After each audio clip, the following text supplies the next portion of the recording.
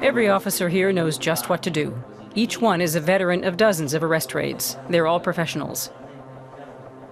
This time they're going after a mafia hitman. They can't afford to make mistakes. At the same moment, nearly 1,000 kilometers away in Brescia, police will apprehend the hitman's cousin. The killers can't be allowed a chance to warn each other. At 3 in the morning, an elite SWAT team of the Carabinieri, called the Cacciatori, or hunters, move out. They are hardened men who know what they're up against.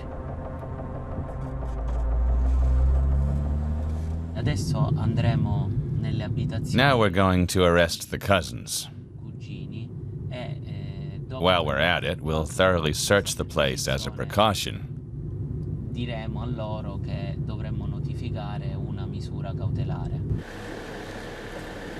They proceed with hardly a sound, catching the hitman asleep in his bed.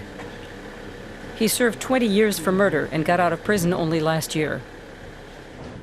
Almost immediately, he and his cousin put out a contract on someone's life. Enough for another 20 years in prison each. Gioia Tauro might be just another sleepy port town if it weren't for the regular headlines made by the Ndrangheta, Calabria's own organized crime syndicate. Several of its clans virtually run the town. The syndicate is Europe's biggest cocaine smuggling ring.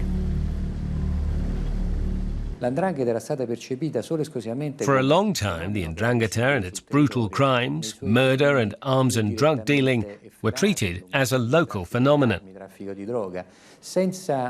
New investigations have now exposed what had long gone unnoticed, that it's powerful enough to infiltrate the legitimate economy. For now, that is the greatest threat. The Ndrangheta is currently thought to have around 60,000 members in 400 groups operating in some 30 countries. Its revenues are estimated at some 53 billion euros, making it Europe's most powerful crime syndicate by far.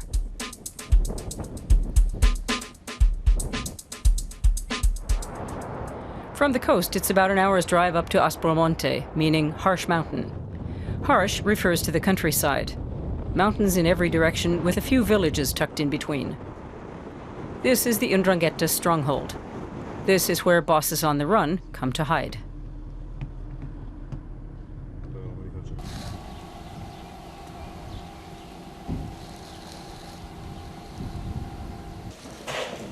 The cellar of an unfinished house in the village of Platti had a concealed door in the wall. The Carabinieri demonstrate how part of the wall can roll backwards on rails, exposing the entrance to a bunker.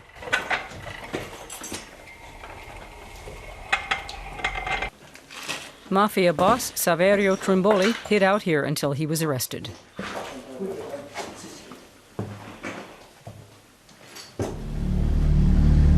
A police video shows how ingeniously the hideout was camouflaged. Trimboli's arrest was a minor victory, as nobody knows how many other bunkers exist.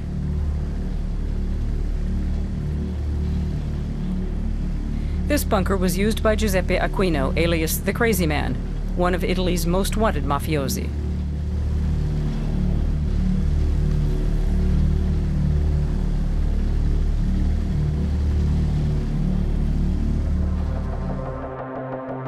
The Ndrangheta was long thought to be a loose network of families, until the Carabinieri captured images that proved otherwise. In early September, thousands of pilgrims come to Aspromonte to see the Madonna of Polsi. Mingling among them are the Ndrangheta's dons, coming to elect their crimine, or leaders. It amounts to a board meeting of a multi-billion-euro criminal empire. There's a rule. The jobs aren't just handed out. They're assigned twice a year, and we have to do all that together. The crimine isn't one person alone, it's all of us. All of us together make it up. San Luca, just a few kilometers from Polsi. In this remote hamlet, the Ndrangheta was founded some 150 years ago. Now 4,000 people live here. 500 of them are known to be members of the syndicate. Probably more, say the Carabinieri. There is little outward sign of the wealth and power based here.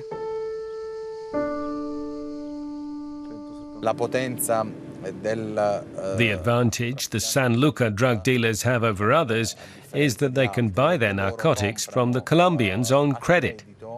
And we're not talking about 1 or 2 kilos. We're talking about hundreds of kilos of cocaine. That shows that the San Luca dealers are heavyweights internationally.